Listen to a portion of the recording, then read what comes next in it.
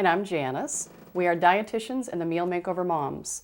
And today we're going to show you how to make our Cheery-O-Granola, which is packed with good nutrition. Some of the granola that you buy in a store might be a little high in sugar and not really as nutritious as ours. So we're going to show you how to do it. Yeah, it's a good makeover. Really easy too. You start out with 3 cups of oatmeal, and you can use quick cooking oats or old-fashioned, it doesn't matter. And to that, we're going to add these Tostios, 2 cups. A whole grain cereal, which is what you should be looking for your family, whole grains. That's right. Almonds. These are slivered almonds. You can use sliced as well. We've got 1 cup. And flaxseed, ground flaxseed. One of our favorites. This might be a new ingredient for you. Store it in your freezer. Buy it already ground for convenience. High in omega-3, good for the heart. That's a 1/4 cup. Cinnamon, we've got a teaspoon. So what we're going to do is stir this all up. Now we're going to get some moisture into this granola. It's a little dry right now, so we're going to add some canola oil. This is a 1/4 cup of canola oil. It's a nice healthy oil, low in saturated fat. It's got some omega-3 fats for good health. We're going to add a 1/4 cup of apple juice, just to add a little sweetness. And then a 1/4 cup of brown sugar. We do like our granola a little bit sweet, nothing wrong with a little sugar.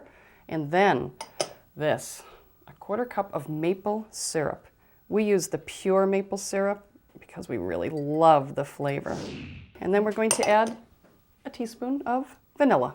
This is a fun recipe too to make with the kids because they can help you kind of stir it up. And it's just so funny because when we first created this recipe, my son Josh, we were carpooling with another friend of his at the time to school, Andrew. Ooh, no names, please. But Andrew devoured this. It was hilarious. I brought a little sample for him, and then he'd be like begging me every morning, could you bring me some of that granola? So kids do love it, and that's the key. You want your kids to enjoy what they eat. Yes, it should be nutritious, but it needs to taste great. Good. Taste is number 1. Now go ahead and mix the liquid ingredients into the dry ingredients and stir everything up. So we're going to bake this in an oven that's set at 350 degrees. We'll bake it for 20 minutes, and you want to stir it about halfway through. And watch the corners, the edges, because if it's going to get a little too brown, that's where it's going to happen. So when you mix it, really be careful. Stir it up well. All right. Oh, it's a good thing I lift weights because this is heavy. Let me help.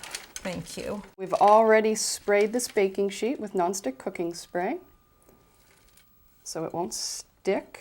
There we go. And then just layer it out. And you can just store this in an airtight plastic container, leave it on your kitchen counter, right in the cereal cupboard, and it's going to keep for, I don't know, 2 weeks or so? At least a couple of weeks, but it will never last that long. No. It'll never last 2 weeks. No way. This will be gone within a few days, I'm sure. Okay, I'm going to put it in the oven. Look at this. We already made some for you. Ooh. And it's all done. Yes. Check that out. See how it gets a little bit nice and browned and crispy? Can you hear that? The final touch, stir in 2/3 cup of sweet dried currants. You could also use dried cranberries or dried blueberries.